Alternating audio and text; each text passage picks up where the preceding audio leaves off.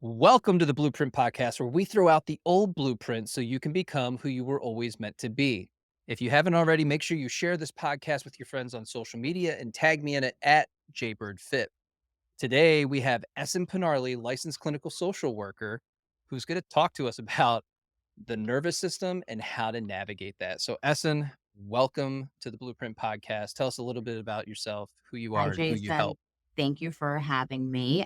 As Jason said, I'm a licensed clinical social worker and a master certified addiction professional. So, I help a wide variety of clients, individuals that struggle with anxiety, depression, relational trauma, attachment, couples using the emotional focus therapy method, meets psychodrama, meets imago, just a lot of different modalities in there. And families, I love family systems, but addiction and trauma, very trauma based practitioner, because I really feel like at the root of everything, everybody has had trauma, whether they're big T's or little T's, big traumas or little traumas. I think we've all encountered, and trauma is basically something that we witnessed or happened to us and the way that we perceived it and how it affected our nervous system, the imprint that it left. And it's how we interpreted what happened. So people are like, oh, I don't have trauma. So people have it so much worse. And it's no, everybody has a certain level of embedded trauma depending on how you processed whatever happened to you or whatever you witnessed. It's all about the interpretation. And that's Right. all taken in through your nervous system and the imprint that it left. And so much of that actually happens prior to you being born. And then now you've been gifted this opportunity to be on the planet and all these other things from our environment, our experiences. These things happen to us as part of the human experience, Yep. moving and navigating through life. And so you enter into a lot of these things without the tools necessary to be able to process them. Is she playing or is she screaming at a neighbor? There's usually somebody that walks by, or it's the Oh, Amazon guy. so she's super protective. I like it. Yeah, it's probably the Amazon guy. That's like an Amazon bark. Yeah. And somebody Um, wrote a good explanation about the trauma thing. And I also want to extend it a little further that trauma is the disconnection from self. When you experience and get impacted, often people who experience trauma describe it, if they can remember it that they feel disembodied and they regulate. In order to regulate, they disassociate. And that is our body's self protective mechanism, which is part of the nervous system.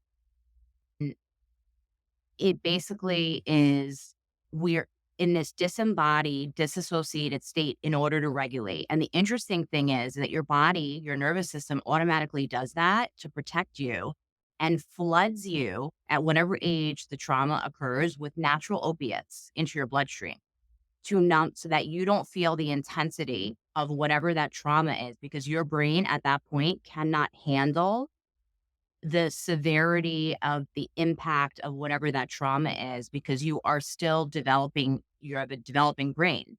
And if those opiates do not flood in to create regulation into your nervous system, you would literally fry the top half of your brain. It protects your brain cells. It's literally helping you survive. And we disassociate to regulate, and disconnection from self begins when we have that sort of disembodied state and that interpretation of the event. And we don't always remember it. And sometimes trauma is something you don't remember and sensationally. But and body keeps the the score. body keeps the score. But one thing that you said that was really important before that, you were making a comment about it starts in the womb. It Yeah. starts in the womb. Your nervous system is wired to your mother's nervous system. And if your mother is anxious when she's pregnant, you come out primed for fear.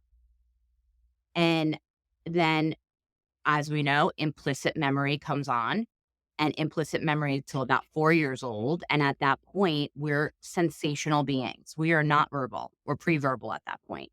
So everything we experience, we're storing on a sensational level inside of our body. That's what the body keeps Yeah. or ideology comes from, that we are storing these experiences sensationally into an internal database. And and then around 4, and the age changes, then explicit memory comes on, and then we're still storing things into the database. What is it like to be in connection with mom and dad? Are they connected and attuned to me? And the attunement, a lot of times parents try to be attuned, but it there's a lot of misattunement or no attunement at all. Right.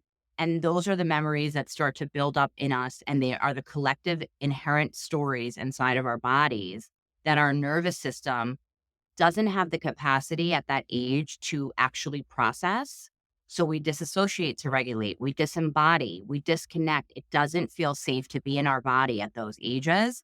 And then we grow up and we automatically disassociate or we feel disembodied. And a lot of times with clients, I'll say, and one of the things to do to work with your nervous system somatically, which means of the body, is where do you feel that in your body? And a lot of I don't know. I'm not connected to my body. I've tried to get out of my body because nothing in my body feels safe.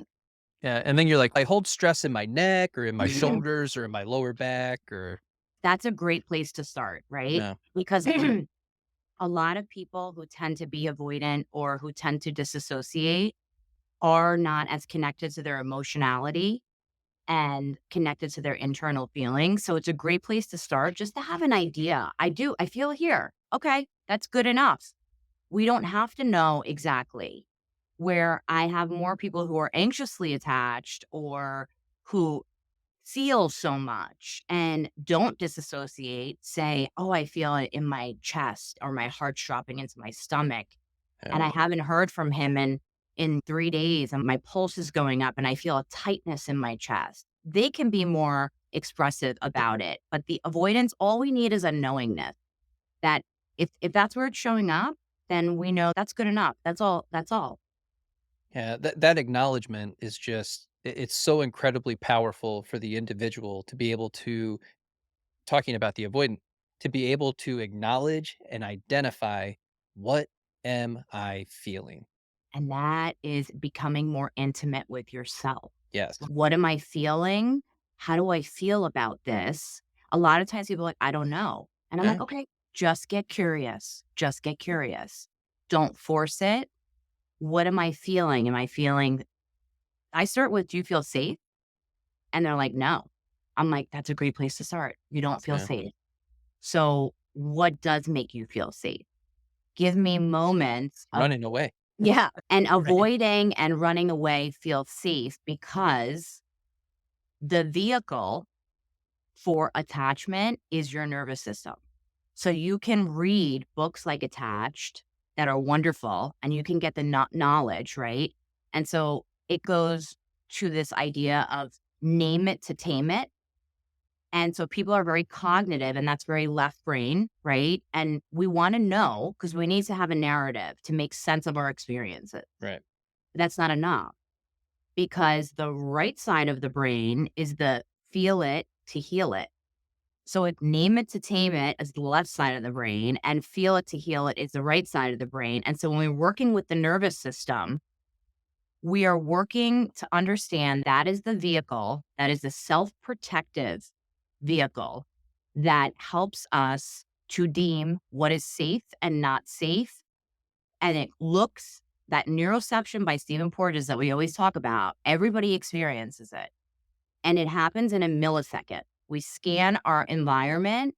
We are so like body language, facial cues. When I talked about prosody, about polyvagal last time, prosody is the intonation of your voice. Is there stress in someone's voice? Yeah. Does that indicate all of that happens in a millisecond?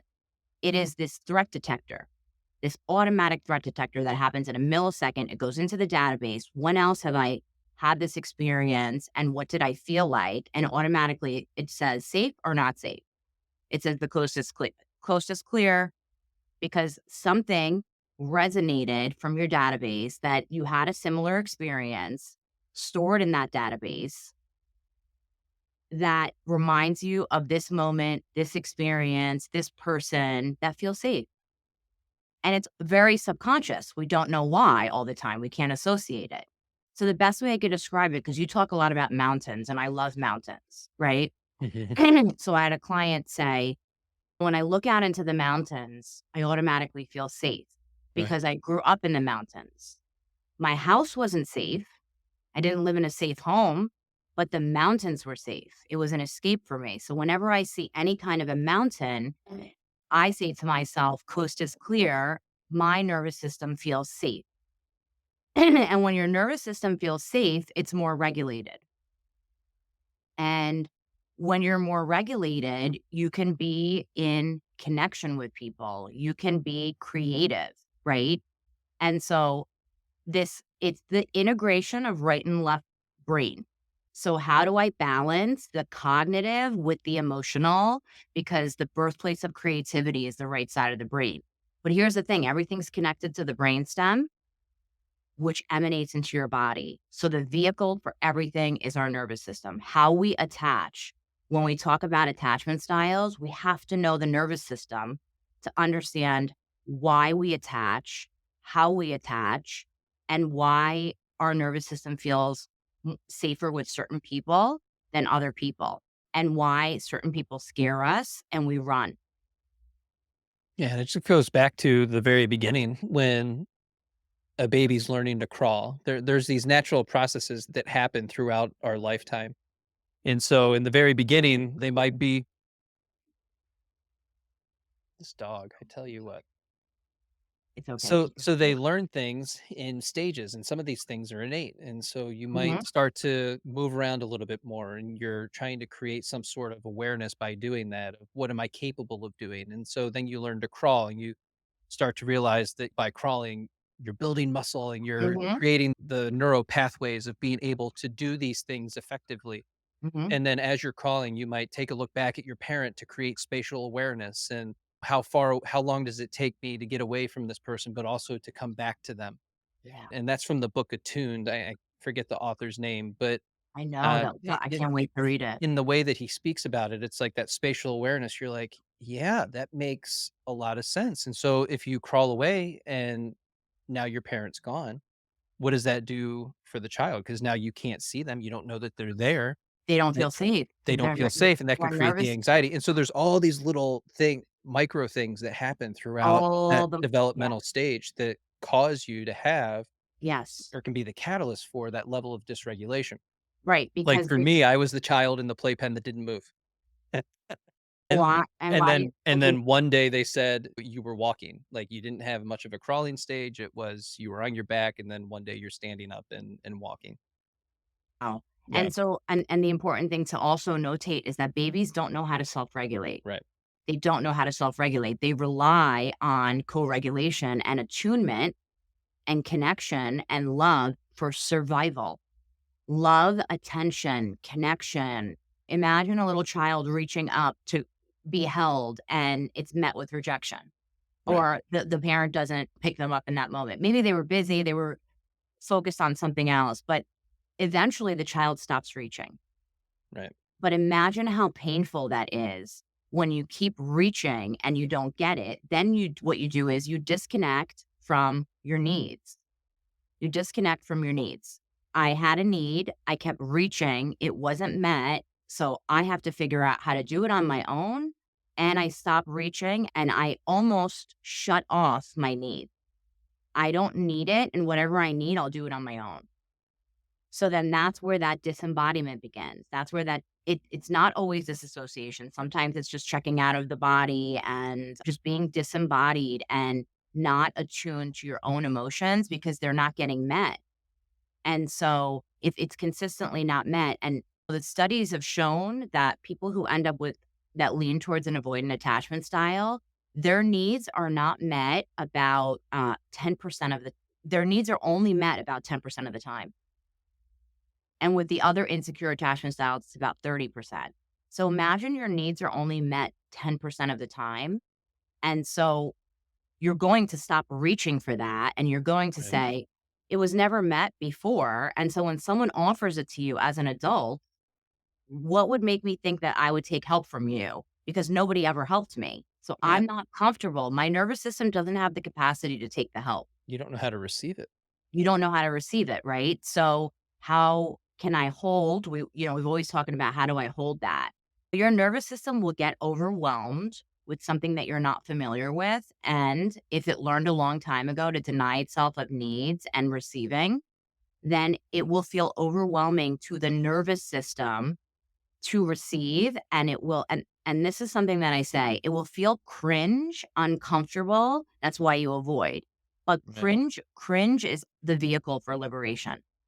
The more moments of cringe that you are able to tolerate, slow, tolerable steps, if it's uncomfortable to receive, allow yourself to receive. Does the ick fall into Ick that as ick well, ick or ick and cringe yeah. are the vehicle for liberation. Ick and cringe and discomfort, taking those tolerable but uncomfortable steps to be able to increase your nervous system's capacity to hold more. Right. It's so interesting because when we hop on social media, and TikTok has been probably the greatest perpetrator of this, right? Because Yeah. you get all this relationship content thrown at you, at least Yep. on the side of social media that we're on. And so you hear about all of these icks, and they seem like the most ridiculous things on the face of the planet. Like, really, that's something that turns you off from connecting with somebody else, and it can be something so benign, like, the way they wore their t-shirt, the way they pick something up. There's actually somebody that has collected all of these through social media, and they make Yeah. jokes about it. It's hilarious. I Yeah. absolutely love it. But when you hear them, 'em, you're just like, "That's ridiculous." Like, that they can't help that. So what do you think the collection is? Is that the collection of those icks is these are the things that don't make me feel safe. These are the things that make me uncomfortable. I might say turned off, but really my nervous system doesn't have a capacity because it scanned my threat detector, my neuroception scanned my database, my internal database, and it reminded me of something or it was something that was not met. And so that behavior feels ick or cringe or uncomfortable. And I can label it as a turn off, but really my nervous system doesn't like it and my nervous system doesn't feel safe around it. Yeah, but then we blame the other person for being who they are. And And that's such a really difficult part of that because we're walking around saying it's an ick, and the other person ends up taking that personally, and it like the way you chew your food, the way you say a certain word, like, some of these things are really silly on the back end of this, absolutely. right? And so now that person's gonna personalize that as, "I'm not good enough, I'm defective, there's something wrong with me, this is why people don't wanna date me, this is why I don't have a relationship, and it's because this one person 5 years ago, 10 years ago said this one thing about me. I decided that was going to be true about me and believe it because now I haven't dated for X amount of time. So that just makes me not dateable. I'm unlovable. And it's, man, the path to that is just incredible for the other person on the other side of that. Yeah, because you imprinted that as a core memory or as it's basically what did you interpret it to be? You Right. interpreted it to be a little bit of a mini trauma in terms of your identity. And it was like your personality or your behavior was met with rejection, disapproval, frowned upon. And so there you then created a message inside of yourself. It's not safe to be fully me.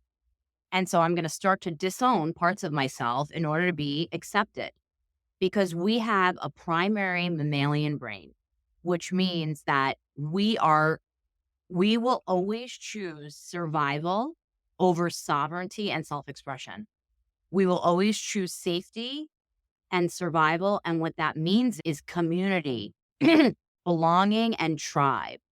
So that your tribe is your family. Back in the day, your tribe was the group of people that you lived in, the hunters and the gatherers. And if you were kicked out of the tribe, you were in danger of dying. You needed that tribe to protect you. It literally feels like death internally when you are met with something that hits a core memory or a core belief or a core wound that got formed and imprinted. That's why it's so painful and it's so uncomfortable. And it comes up in the present day in the experiences and it makes us avoid certain things. And so if we tend to be more avoidant, I want to move away from this whole victim villain Yeah. mentality. We When we have go to. when we go into this, the anxious and the avoidant dance, I want to say one point. Let's take attachments out of the picture just for a second and talk about humans. And the bottom line is that all humans, when we talk about relational awareness, we have to understand that our nervous system is the vehicle that creates how we attach to people, parents, romantic relationships, friends. So we got to understand that really so that we can work with it in order to shift it. That's number one. But every single person in every single relationship that you get into, romantic, personal, there's a dance that we have that's separate than the anxious and avoidant dance, but it's the dance of closeness and togetherness and distance, and closeness and togetherness and distance. And it's that tricky balance. Some people are wired for more closeness and togetherness, and some people are wired for more distance. But no matter what, we are always, there's these two primal urges. There's this urge for community, belonging, and partnership. You can't deny it. It is that wired for connection, but there is also this primal soul desire that is innate and human to be self expressed and to have your own identity and to be individualistic and to have your own self expression. So we are constantly balancing how do I stay I, but also be we? And that's with everybody happening on a subconscious level. And if somebody is, I feel like I've had enough closeness and togetherness, and I feel like I'm losing myself in this relationship on some level, whatever it may be, I need to distance myself and go into what I like to do that makes me an individual, that gives me a self expression. I want to work. I want to work on this. I want to engage in these hobbies. And then that other person you are in relationship with either takes that as they want more closeness and the distance is met with the thing is anybody when there's too much distance is going to get anxious. I don't care what attachment style you are. Yeah. We need a healthy dose of connection and togetherness and distance because that saying the heart distance makes the heart grow fonder. We need distance in relationships. We can't be with them 24 hours a day, 7 days a week because the distance creates longing and the distance creates when you see your partner or somebody fully embodied in their work, in what they're doing, that's what creates attraction. That's what creates, and if we don't have that distance and there's too much we and not enough I, we don't necessarily, that's why a lot of couples, like the passion is gone. They're always together 24/7 because they don't get to see them in their eye. And so we're always playing that delicate dance of balancing sovereignty, self expression, individuality, which is an innate desire, no matter what attachment style you are on a subconscious level. That individuality is what attracted you to the person to begin with. And then we start to lose it and get lost in the relationship. So Well, one do becomes, we lose it or do we try to change it because we need the other I'm not comfortable around you because you're so much of an individual that makes me uncomfortable. So then we try to change the other person. And this is more it happens at a subconscious level. You're not like oh, no, no, vindictive no. nefariously going out there trying to manipulate people. Some people do, but overall, we just do that because we're in this relationship with this other person and there's some things that we don't like and maybe you got some icks, so then we try to fix whatever those things are. Fix it, or the one of the partners tries to individuate a little bit because you want individuation and differentiation. And I work with Yeah. my couples on that. I'm like, you want that. And the usually the person who tends to be a little bit more avoidant, who learned to run away from emotionality and too much closeness, goes to be a little more sovereign and individualistic and take a little space. And they're like, I can't even individuate. This person goes nuts on me. And then they pull away even further. And that's where that communication comes in, where you can communicate and be like, and it's always, I'm noticing that there's a pattern in this relationship with us. And what I'm noticing is that we are not able to close the gap. It seems like we're always skirting around connection and disconnection. And if there's too much disconnection, there's no relationship. Right. And if there's too much enmeshment, it's codependent. So that's that delicate dance that everybody, regardless of attachment style, is playing. And so the conversation would look like the actionable step in order to work in the context of the relationship that you're in would be, I'm noticing that there's a pattern going on between us. I'm noticing that I'm not as comfortable. It seems that you pull away to do whatever you're doing, and I don't know what you're doing, but I know you're not doing it, but it reminds me of maybe when my dad didn't pay enough attention to me. And I know you're not doing that, but it feels like that. And so, what I really want is what would help you to want to move closer towards me so that I can know what would help you feel safer to move closer towards me. And then the other partner could say, what would make you feel like I am moving closer towards you? Because they're in their own world sometimes. Oh, I didn't even realize I was doing that. I was just being me. Right. I didn't realize I was inciting that. I wasn't actually intentionally doing that.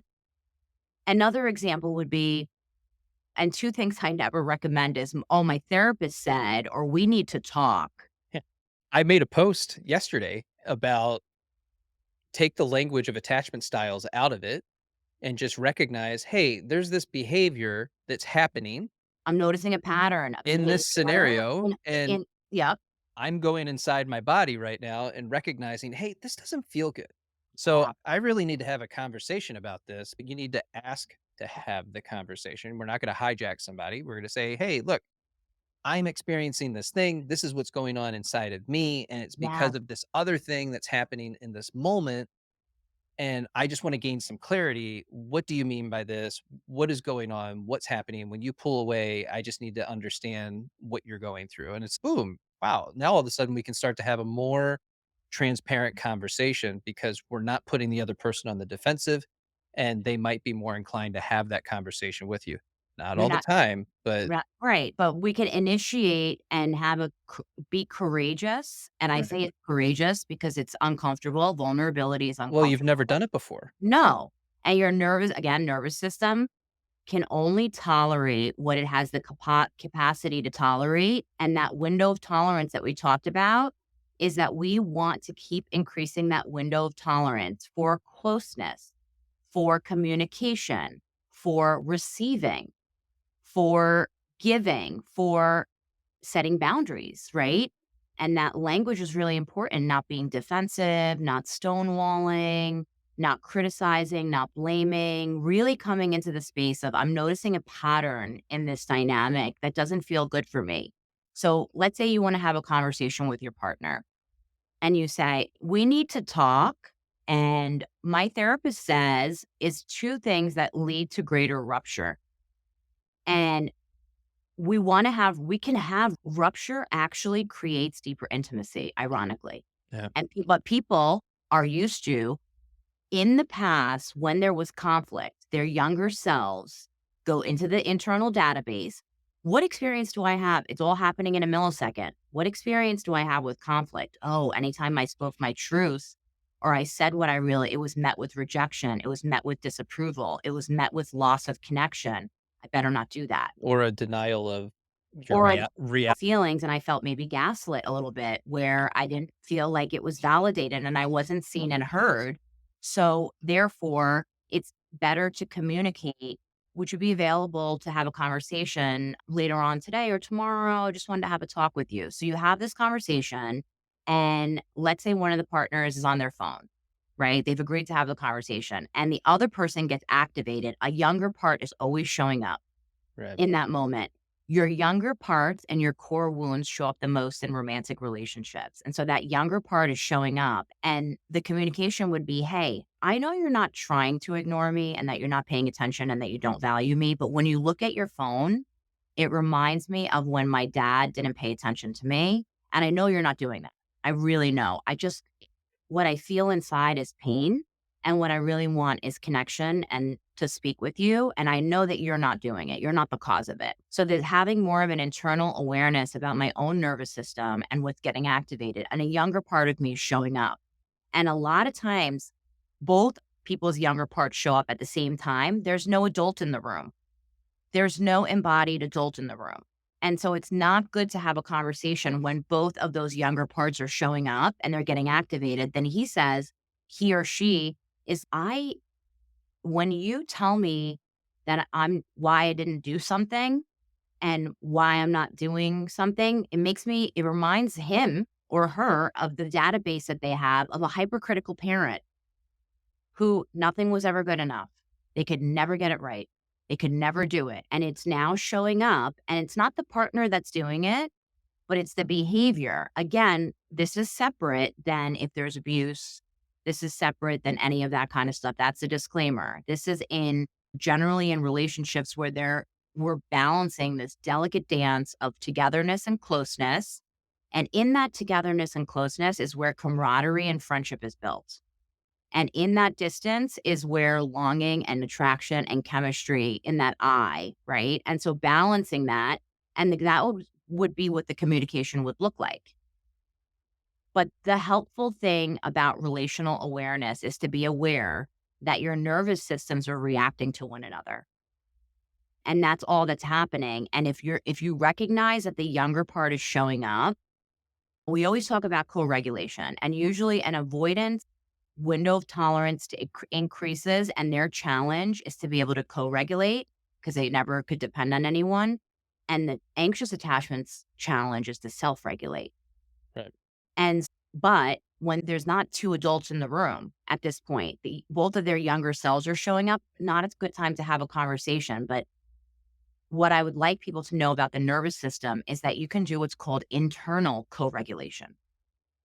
And so internal co-regulation would be I meet my younger self, because in this moment, let's say you and I get into an argument, we're in a friendship or a relationship, and my younger part shows up because I feel like you're not paying attention to me.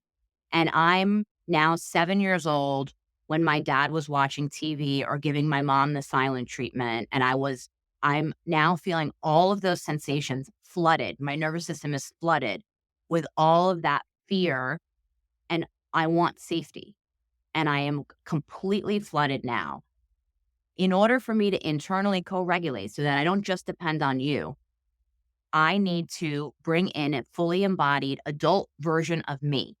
And what that feels like is, when do I feel capable and able? When do I feel we all have moments, we all have glimmers, we all have experiences where we are this capable, able adult. And here's the thing, that capable, able adult has a more regulated nervous system. So the goal is that when that younger part shows up, to bring a life raft or a rope down, but you have to do what's called sifting, okay? And sifting is a term from Dan Siegel. You need, in order to embody your adult, to be an embodied adult, you need to feel the sensation. You need to have an image, a feeling, and a thought. That's what sifting is. That's to have a fully marinated, sensational experience of what it feels like to be a capable, able adult. And then what would you do to internally co-regulate yourself? To create a corrective internal experience or a disconfirming belief would be, I don't want to go too far down. I want to be in my capable adult marinated self. So I want to offer a rope to the younger part of me has a completely different autonomic tune. They both are existing, this capable, able adult. And the way I need to access it quickly, so I have to practice it, which is, what is the sensation, the image, the feeling, and the thought, and the fully marinated experience of being in that capable, able adult that I know that I've been in. And there's been moments of it. I bring that in, and I'm basically giving a rope to the younger part of myself. And I'm saying, climb up. If I go down, but I'm going to attune to that younger part and give that part what it needs. Does it need to be seen? Does it need to be heard? Does it need to be It needs to be attuned to. That's the first thing. And what that means is, I don't go down and be like, oh, I heard about these cold plunge exercises that you could do and you should breathe and blah, blah, blah. You're talking to an 8-year-old. I want to get down a little bit into that feeling and be with that part and be like, wow, that must be really hard. But I'm more regulated. So I want you to climb up the rope with me. Because if I go too far down, then then the embodied adult is not able to internally co-regulate. That's how we start to create corrective internal experiences. But we have to have a sensation, an image, a feeling, and a thought of the embodied adult. We have examples of that in our lives when we feel that. That's internal co regulation. And it's better practiced when you're not activated. It's better practice so that you can bring it in an instant. And the more you do that, you start to create, your body doesn't know the difference. That's reparenting and that's internal co regulation. You are giving yourself everything you never got. And the more you do that over and over and over again, your body now has a different imprint and the database shifts and the coding shifts. It happens and it's neuroscience. It happens internally.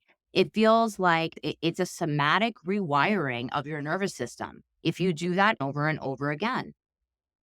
That level of self-awareness is difficult to acquire. It takes so much time and effort and consistent action to be able to access that. To access the embodied adult or to access because the, Because a lot of times the statement that gets made, "I have to do all the heavy lifting." And so that can feel, because we're trying to maneuver the conversation, the inner dialogue that's happening in that moment of, "I'm activated, it's because of this external source and these things that are happening. I'm already Mhm, in this place of blame. I need to pull back for a second, acknowledge that, and at the same time acknowledge what's happening inside of me and where that's occurring and what age I am when that's occurring, and then try to bridge that gap in between all of those things to say and acknowledge, okay, I recognize what this is, and I know that I can be in this more embodied state because I've experienced it. mhm. But to be able to get there, there's all these things that have to happen to say, okay, yeah, I can be regulated. I know what that feels like. But we haven't dealt with that conversation yet of, I have to do all the heavy lifting. It's something that pops up in my comment section all the time. I can't have a conversation with this other person because they're still hung up on the fact that they're doing all the heavy lifting in this relationship, because that's what it feels like. Yeah. And I get that, but there's all these other things that are happening in the background that aren't being acknowledged. So that's why I say that level of self-awareness is really hard to acquire, but it's a necessity to be able to have the type of relationship that you want to have with somebody else. But that's all about relational awareness. If you want to be successful in any relationship, you have to start to become aware and become more emotionally intimate with yourself and start to understand. And i- the barometer to know when a younger part has shown up is if it feels out of control or you feel overwhelmed, or it's usually a younger part. Yeah, That you get a drop of adrenaline, absolutely. But you this know? embodied adult that you're talking about and that it's heavy lifting, this is a gift to your nervous system that's going to help you. If you look at it separate, then I'm doing the heavy lifting in the relationship. I'm doing what I need to do in order to self regulate, which is an amazing skill. And if I can cultivate internal co regulation, it's going to help me in every area of my life, regardless of if this relationship works out or not. I'm developing a new skill of internal co regulation. That's going to make me a better worker. It's going to make me have better interpersonal relationships with people that I work with, people, colleagues, friends, things like that. So the embodied adult state is just, it's sifting. Bring up a sensation, an emotion, an image, a feeling, and a thought, and fully marinate in, because we all know what it feels like to be capable and able as an adult. So that you can do on your own. I don't care if you're every avoidant, every attachment style should do that. What does it feel like? Because everybody has moments and glimmers of being a capable, able adult. And if you can bring up the sensation, the image, the feeling, and the thought, that's sift. That's Dan Siegel coined that term. It's called sifting. That creates a fully marinated experience in being in what does it feel like to be a fully capable, able adult. The more you can do that over and over again, then in that moment of dysregulation, you can immediately bring the adult in, that embodied adult, and you give this is the last example. I love telling stories and Yeah. metaphors. No, it's great. So you're in the, I don't know, I see so many parents yelling at their children, like in the store or something, right? And the child is upset, and the child is really upset because in their world, it's very upsetting what's happening in that moment. Like they want that toy and they can't get it, whatever it is that they get dysregulated about, because they're feeling things very sensationally. Now, I'm not going to go in and say, like I said, oh, I've heard all these coping, there's all these wonderful coping skills to help you to calm down that I saw on TikTok and I saw on whatever else. You know what we should do? Maybe we could get you in a cold plunge, or maybe let's do some breathing exercises. Maybe that'll help you calm. The little kids, I'm sad. I'm frustrated. So I have to move in an autonomic state to meet that person. This is attunement. I have to meet that person where they're at, but not go too far in into their feelings. So if they're frustrated or depressed or upset, if I also become so empathic, and we want emotional resonance, we want autonomic resonance, and emotional resonance creates attunement. So if I am with that and I almost get down to the level, but I don't go into that, because then we're too dysregulated. The child's dysregulated and I'm dysregulated, and no one can help anybody. So I go far enough down to say, I understand. That must be really frustrating. And that must be really scary to be feeling that. Right. And I'm offering a rope because my nervous system is regulated in that moment. And my mere presence and my attunement will usher them out of dysregulation. It will usher them out of dysregulation. And so when you see a dysregulated child and then the mother or the father gets dysregulated, again, it's the parent's younger part showing up. They're getting somebody wrote, I can't even get to what age I am when it hit. And Yeah. you don't have to know. All you have to know is it's a younger part.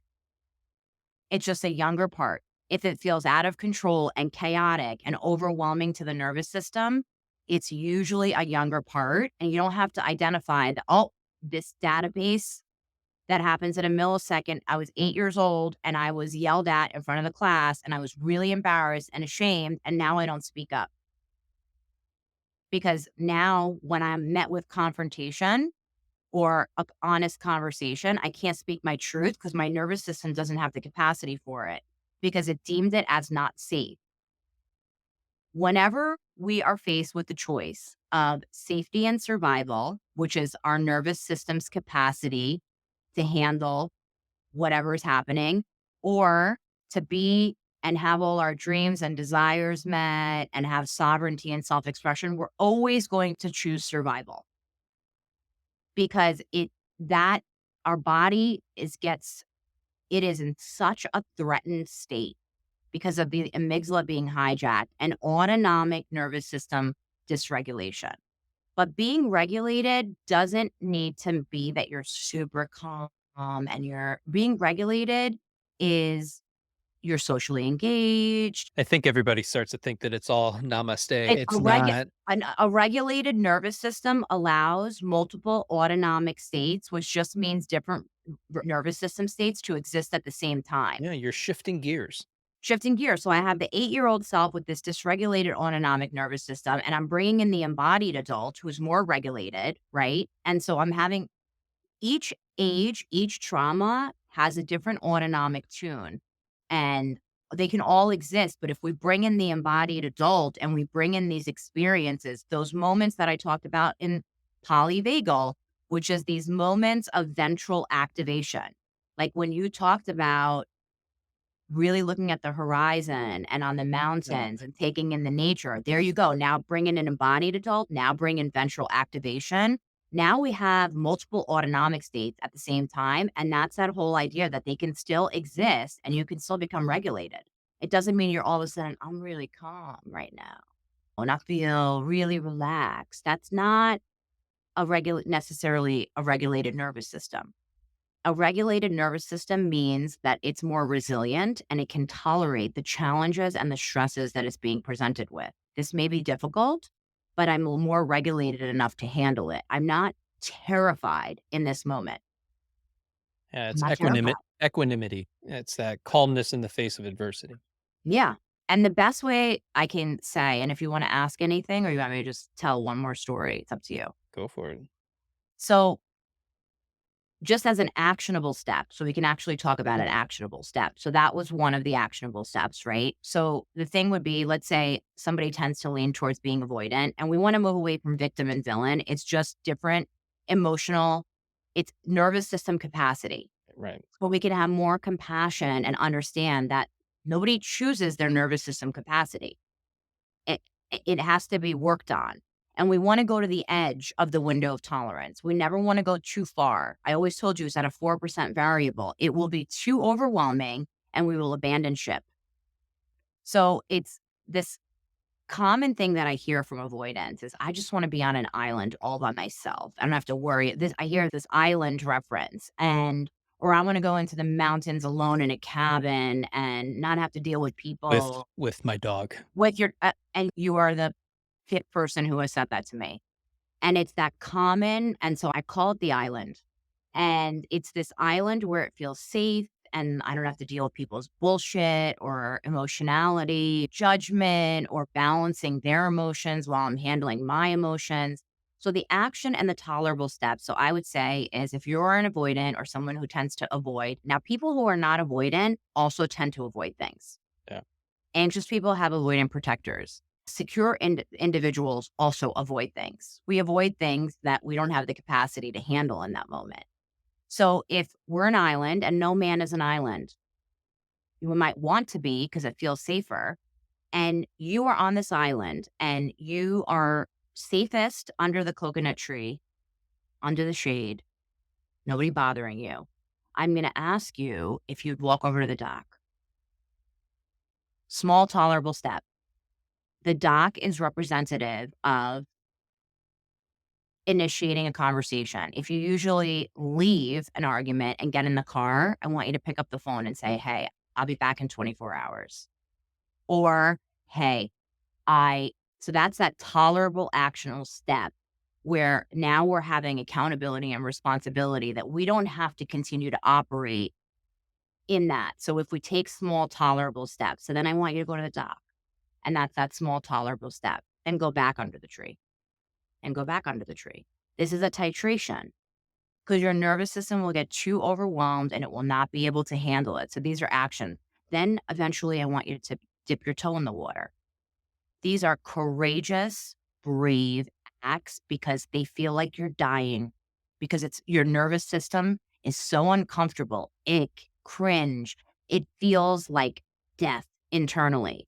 So small, tolerable steps to build your window of tolerance and your capacity for closeness, communication, and vulnerability, little by little. Just like we work out little by little or we build any muscle little by little.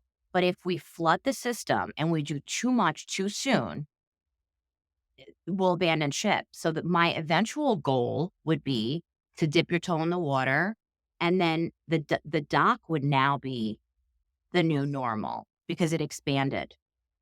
Then I would eventually want you to swim and go back to the dock.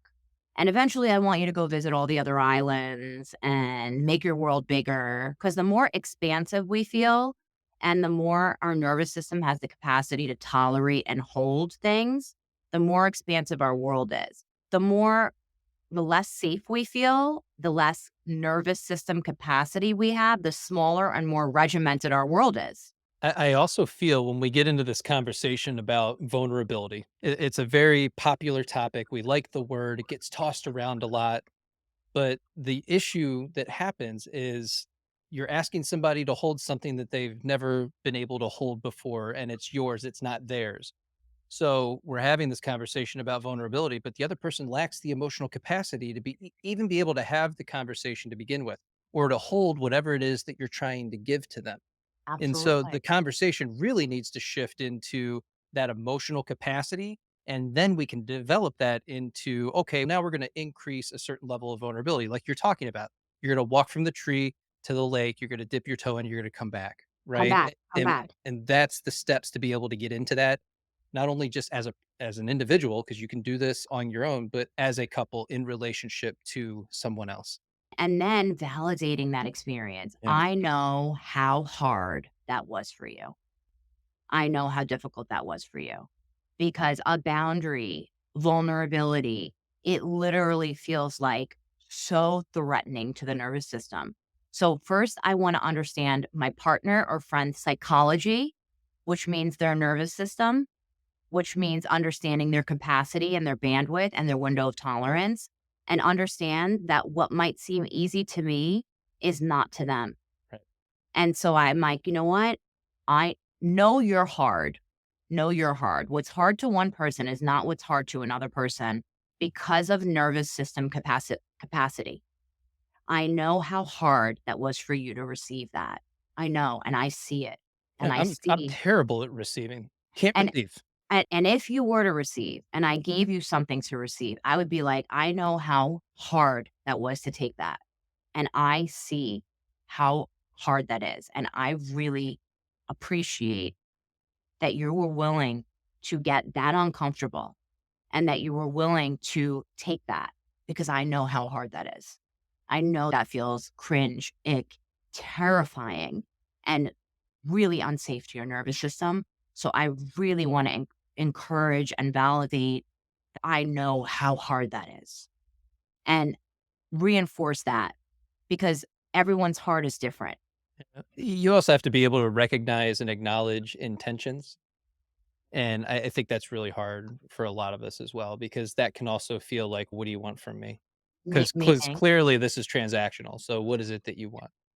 what it depends on how you view it. If we Yeah. view it through the lens, we are in negotiations and relationships. All the time. It's not a transaction, but we have negotiations. We have to negotiate time spent together. Let's say me and you were dating and we're 7 years in, and I'm like, I want to go back to school, Jason. And you're like, okay, that's going to mean that you are going to be away more. I'm not going to see you as much, but let's make this happen. How are we going to make this happen?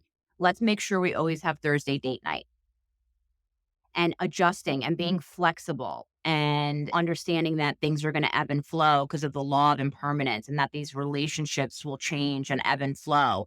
But understanding, like, okay, the relationship's going to look different now because I've decided to go back to school. And so I'm going to have probably less, I'm going to be putting less deposits into the relationship bank and more deposits that's going to be demanding of me and my time.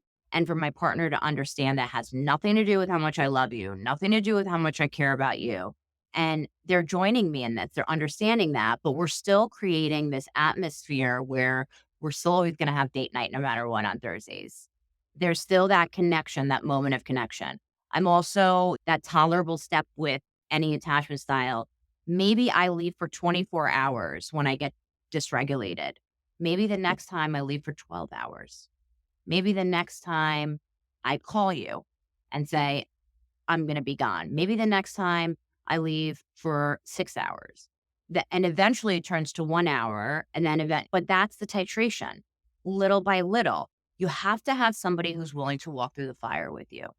Yeah. You have to have Yeah, a somebody lot of willing. it factors in, you got to factor in transparency of communication. And we struggle so much with being able to say what we want, to say what we need, to even acknowledge that to ourselves and to our partner. It almost feels like a threat that if I acknowledge this, or I say something, that it's going to be taken away and they're not going to appreciate it, or it's Yeah. just easier to say nothing. And Right. so I say nothing. But it's also a threat to your nervous system to set a boundary about Absolutely. terrifying that because the last time I expressed a boundary or the last time the database, it goes into the database. And what happened the last time I spoke my truth? What happened the last time I asked for what I needed? What happened the last time I set a boundary? It was met with rejection. It was met with whatever. So this is why boundaries are really hard because you're coming from a zero deficit. If you've never set boundaries and stated what you needed, it's going to be extremely uncomfortable and it's going to feel like you died and like you were murdered. Yeah, I'm not even cue your stomach dropping out, or like that burst of adrenaline going through it your is chest going. and your heart beating fast, and Absolutely. uh, It's gonna feel like you're murdered and you're dying, heart going into the stomach. But look, even there, it's always showing up in the body. Cue eh, bodily sensation. Cue internal discomfort. Again, nervous system capacity. yeah, and it's, if you can get there, like, all of a sudden you're like, "Oh god, I'm activated." You grab your notebook, you grab your Yep. phone, and you start writing in your notes app or whatever it is that you use, but you start Right. documenting, like, "Okay, where am I? What's happening? What's going on right now? What environment am I in? What did I just experience?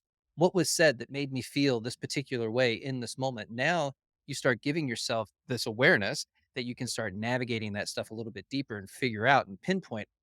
So when this happens, this is what happens internally to me. And now I can label that feeling as fear, anger, frustration, Yes. whatever it is for you. So what's behind the curtain? I always Right. call it what's behind the curtain. I like And that. that's that emotional intimacy. What's behind my curtain? What do I like my job? How do I feel in my job? We No, start no, with we nobody likes their job. we could start, do I like my friendships? Do I have enough friendships? Do I need more friendships? Do I want to cultivate more friendships? What does that feel like? Do I not have enough? Getting behind the curtain to get curious about your internal world. And because, or else everything that you want is on the other side of this pane of glass that's going to block you from getting it. So I have these dreams and desires. Maybe somebody wants to start a podcast like you. But they can't because their nervous system doesn't have the capacity to tolerate it yet. And so Well, that's why well, we I build. I'm the prime example. I started a podcast, what, over a year ago, did nothing with it. And because what's the reaction going to be? Who is this guy? Why should anybody listen to me? And it's so you reach out and you bring on all these people that inspire you. And now you're developing and honing the skills to be able to do something like this. Now you start trusting yourself. And So your window of tolerance increased in this yeah, area. absolutely. And so And it continues to expand. That you're giving yourself the evidence that yes, you're capable. You can do this. there It is safe. You're okay to do this. It's okay to speak your mind and to say the things that are important to you and to show up authentically as who you are. It's okay. It's actually mandatory. You have to do that.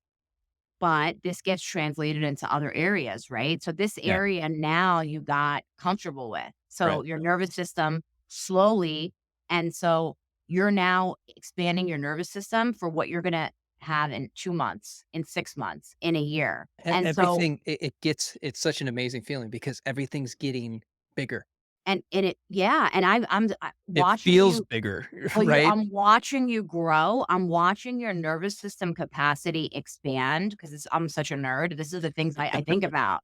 I'm Right. watching your window of tolerance and your nervous system capacity expand to hold more and more. And we have exactly the life that our nervous system can handle. And then, and then 2 months later, and so if we keep increasing that window of tolerance, going to our edge, pushing a little past our edge, but then coming back, pushing past, coming back.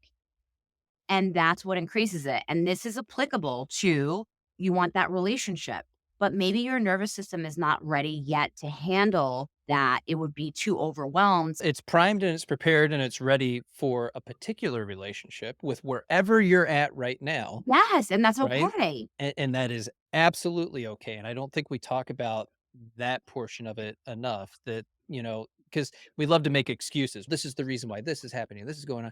It's no, you right now, as you are worthy of love and having a relationship and At being any point in connected to at somebody. any point in your healing journey, you Yes. are deserve to be loved. You're just creating more nervous system capacity, greater growth, more self-development, but I don't care what stage you're at. You deserve to be loved exactly as you are. All we're doing is working on being better versions of ourselves and being able to have more healing from some of our unhealed trauma and reprocessing memories. That's what I talked to you about with brain spotting, where we reprocess a memory. And that's another thing that I do. It's natural flow EMDR, where it doesn't have a charge any longer. So I remember these unhealed traumas that I start to identify continue to show up as a pattern in my life. And you know what? I really want my nervous system capacity to expand, and I have to heal this unhealed part. And so break this the 3 modalities that are really help with trauma that are more than just talk therapy. 4 modalities: internal family systems, which is what I do, which is parts work; brain spotting, which is natural flow EMDR. It allows you to go into the subcortical, the subconscious, and to basically untangle the trauma that's trapped in a time capsule in here that continues to emanate a charge in your body and allows the younger part to show up. So we get to go in and reprocess that memory as just another thing that happened, but it no longer holds the charge in your body. And that's EMDR. And then there's brain spotting, which is natural flow EMDR. And then there's rapid trauma resolution and IFS, working with your parts. And And that's that's that integration part that we talk about. it's that integration of all those parts, Yeah, and the integration occurs in brain spotting too, meaning if this is stored in a time capsule and it keeps emanating into my body, it's not integrated. It's right. stuck. It's stuck here. It's stuck in the subconscious, so it will keep repeating the same patterns of what I'm comfortable with and being drawn to things that are familiar to my nervous system, but maybe not what the embodied adult self really wants. It's what I'm drawn to right now because of what's going on in here that's familiar. But once I can take this memory and integrate it into long term memory as just another memory that happened, it's no longer stuck in that time capsule and it's not repeating on loop and it doesn't keep showing up. And it's amazing to watch people with this trauma modality of brain spotting. It's natural flow EMDR by David Grand. And he worked with Francine Shapiro, who created EMDR. He was one of her first students. And what he recognized is he saw that people would automatically look somewhere to access a memory, and it was a gaze spot. And so he basically took EMDR, developed it a little further with a little less protocol oriented. And what I find is people get less activated when they bring up the memory because there's a lot more resourcing going on.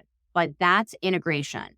So this is the best way I could describe integration. Tell me about the last time you had a really good experience, a moment. We can use today at the dog park with Chloe, right? That's always a joyful moment. Okay, so you looked to, I think, to your yeah, you looked over there. So Bottom left. where you look determines what you have access to, Yeah. and where you look helps you with memory retrieval, and therefore where you look helps determine how you feel and what you have access to in the subcortical part of your brain.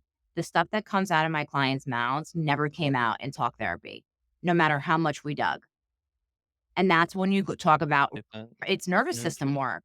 It's a focused mindfulness internal journey where we talked about all of this is happening in that because there's connection and attunement between me and the client, and there's eye movement, and there's reprocessing of the memory. I used it around, I got a panic attack in college, sophomore year, and then it was in the dorm. And I remember that first experience was the most terrifying thing that I had ever experienced. I never wanted to experience that ever again. And so I avoided anything that was a small enclosed area because it reminded me, like, oh, I'm going to get it again. Oh, and I did it around that. And now I remember when I got it sophomore year, there's no charge in my body around it. And that's a miracle. And that's also part of that tolerable step to take that I'm going to go to therapy, that I'm going to learn how to connect and identify what's behind the curtain that I've been avoiding or running away from myself. So I can name it, so I can understand it. Oh, that's what that is. Okay. All there needs to be is a knowingness. You don't have to get it right away, just an openness, a knowingness. And I'm willing to try to get more connected to my emotionality. I think probably the most important word that you used today was curiosity.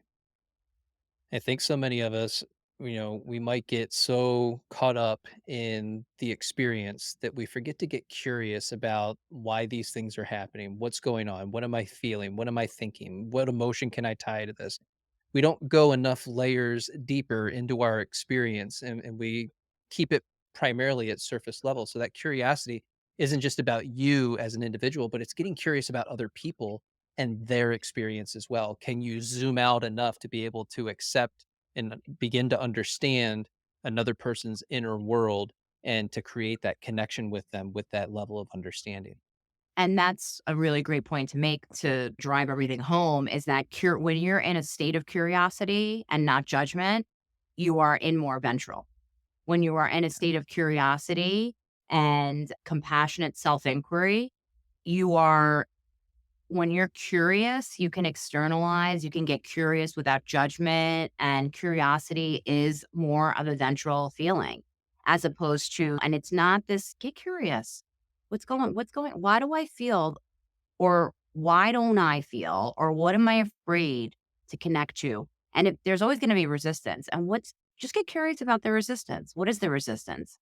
It's usually nervous. My nervous system feels overwhelmed and it cannot tolerate. You're telling me I learned how to disembody and not connect to my emotions, my needs, my sensations a long time ago. And you're asking me to do that now, and it feels really scary. That's why I would do it slowly. Just get curious. What's behind the curtain? Get more emotionally intimate with yourself through compassionate self inquiry. And when you can do that with yourself, you can do that with others. I love it.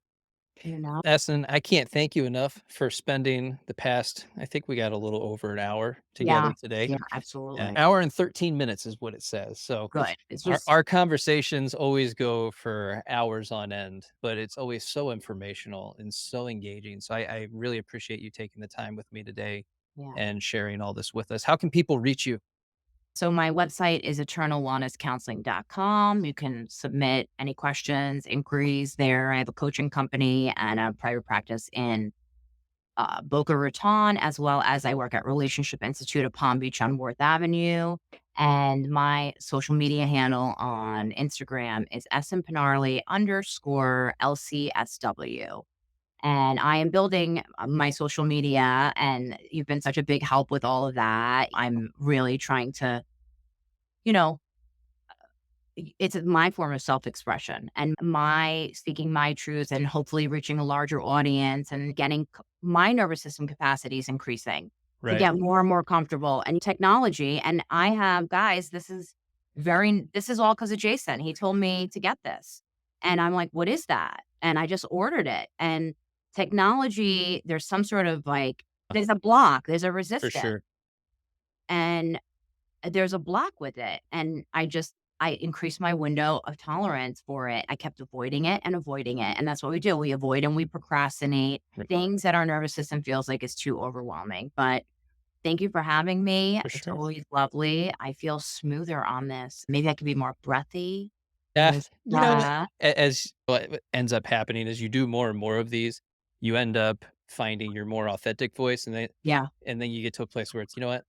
I'm just being this is how I sound. This is me. This is right, how I talk. So it is what right. it is. Like it or don't, not my problem. You have Yeah, to remember, if they're for you, people are going to show up for you. They're going to follow you, which you should definitely go follow Essen on social media. And make sure that you check out our other podcasts together because there's a lot of great information there. I think this is like number 3 or 4 for us. yeah. I mean, there's Um, the poly bagel one with the yeah. attachment styles. We did a sober curious one with attachment styles. Our self love was Yeah, so you're yeah. on the 21-day self-love challenge twice from July and October. So if you guys haven't signed up for the 21-day self-love challenge, I highly suggest it. It's a great opportunity to get on now. It's 40% off. And what a great way to start the new year with a little self-love. I know everybody's going to be putting their New Year's resolutions out there on social media, but let this be the one thing that you do for yourself. So go ahead, sign up. You get 30 plus hours of content and so many speakers. And I really wanna not just because 'cause I'm a part of it, but I honestly think and I'm a therapist for almost 15 years, and I have scoured everything, and I always tell you this, I love your community, I think you're wonderful and amazing, and I love to see you continue to grow. You inspire me, you motivate me, I'm grateful to call you my friend. I love to see your growth. I'm so grateful to be a part of anything that you ask me to be a part of all the time. And the 21 Loved It Self Challenge it's really brilliant. It is such an amazing, I really think it's very reasonable. Amazing authors, amazing conversations with Jason, amazing insight.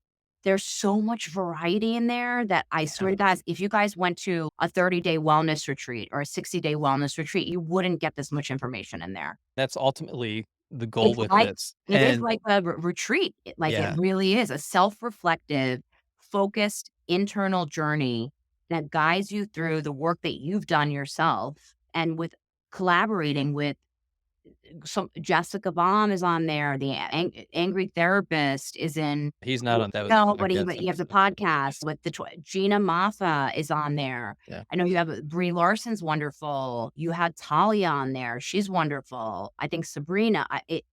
everybody has something really different and beautiful to offer their spirituality, breath work, high performance coaching. I'm watching it. I'm trying to get through all of the things because I'm learning. I learn. I'm I do I always gonna do be a student. love that the people that have been with me from the very beginning, I've been starting to get messages from them because they saw it from the start, and everything has to start somewhere. Yeah. Right, and so now we're at this other place on the other end of that, and they're going through it for some of them the 3rd and 4th time they're going through this, and each time it's a new experience, and so the testimonials that I've been getting from people that have been with me from the beginning and the people that have just joined has been absolutely phenomenal. It's really taken me, back because to take something to create something from nothing is really huge, and then to have so many people enjoy it has just been you get emotional about it because I know, but you're you literally carry impacting people's lives, and they're just it's just really cool. it is really cool, and it's a opportunity to there's some seeds if the seed gets planted, if it's, "You know what? I'm gonna start therapy," or, "You know what? I'm gonna just do this." It's just a amazing thing, so I encourage everybody to sign up for it. I really Awesome. do. I mean Well that authentically from the bottom of my heart. Essen, I know you gotta get going, Yes. so thank you so much for Okay. being here, and we'll do it again soon. Okay. Have a great day. You as Bye, well. everybody. Thank you for watching.